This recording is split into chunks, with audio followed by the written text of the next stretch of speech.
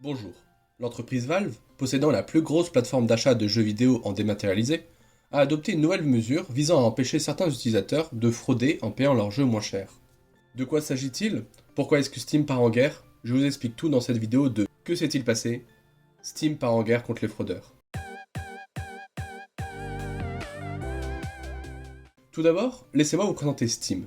Steam est à la fois une plateforme de distribution de contenu, de gestion des droits et de communication axée sur le jeu vidéo et développée par la société Valve. Steam a longuement connu un quasi-monopole sur le PC, la rendant incontournable pour les développeurs de jeux vidéo, mais aussi pour les joueurs. La plateforme est implantée dans presque tous les pays et, presque depuis le départ, propose des prix différents pour les jeux selon les pays. L'un des arguments de Steam est de s'adapter au niveau de vie, ou bien de proposer dans certaines régions, comme la Russie, des prix très faibles pour concurrencer le piratage.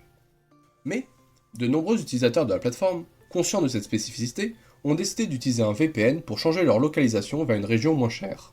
Un VPN, si jamais vous ne savez pas ce que c'est, est un réseau privé visant à masquer votre adresse IP aux yeux des sites que vous fréquentez. Avec ce genre d'outil, il est facile de se faire passer pour un utilisateur polonais par exemple, et donc d'acheter des jeux au prix polonais.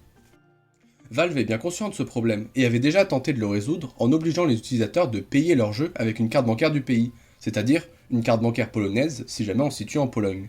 Cependant, ces mesures n'ont pas réussi à suffisamment freiner les fraudeurs selon Steam, qui décide de restreindre le changement de région. Il est désormais possible de modifier la région de son compte Steam qu'une fois tous les 3 mois. Cette mesure est assez controversée, mais surtout la controverse touche la politique de tarification de Steam. En effet, un jeu à 35€ aux États-Unis peut être vendu à 19€ en Russie, ce qui représente quand même presque 50% de réduction. C'est d'ailleurs grâce à cette particularité que des sites comme G2A ou Instant Gaming ont fondé leur business model.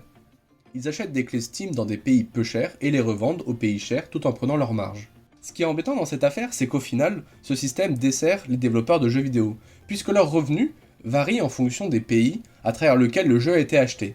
Et donc, ce système tarifaire et ces mesures favorisent indirectement les sites tiers comme G2A ou Instant Gaming, qui restent plus attractifs que Steam pour les utilisateurs en termes de prix, mais un gros point de douleur pour les développeurs.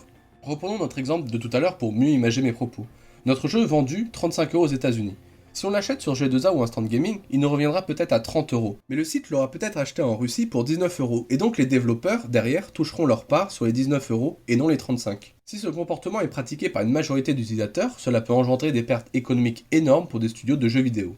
Par ailleurs, l'excuse des différences de niveau de vie entre les pays est en partie fausse de la part de Steam. Car, par exemple aux États-Unis, un jeu coûtera 60$ à sa sortie, là où il coûtera 60€ en Europe, donc 71,6$, alors que le niveau de vie, entre la France et les États-Unis par exemple, est sensiblement égal. Pour conclure, ces pratiques tarifaires font du tort aux développeurs et favorisent beaucoup trop les entreprises borderline comme G2A ou Instant Gaming. Je tiens cependant à souligner que Steam n'est pas le seul à pratiquer cette politique tarifaire. On peut la retrouver chez Ubisoft, Epic Games, le PS Store, etc. N'hésitez pas à me donner votre avis sur cette affaire. Est-ce que Steam a raison d'utiliser une telle politique de tarification qui, il faut le reconnaître, permet de vendre des jeux vidéo dans des régions qui ne l'auraient jamais acheté au prix européen? Comme d'habitude, si la vidéo vous a plu, n'hésitez pas à la liker et à vous abonner. Je vous retrouve demain pour un nouveau format. Sur ce, bonne soirée, à plus!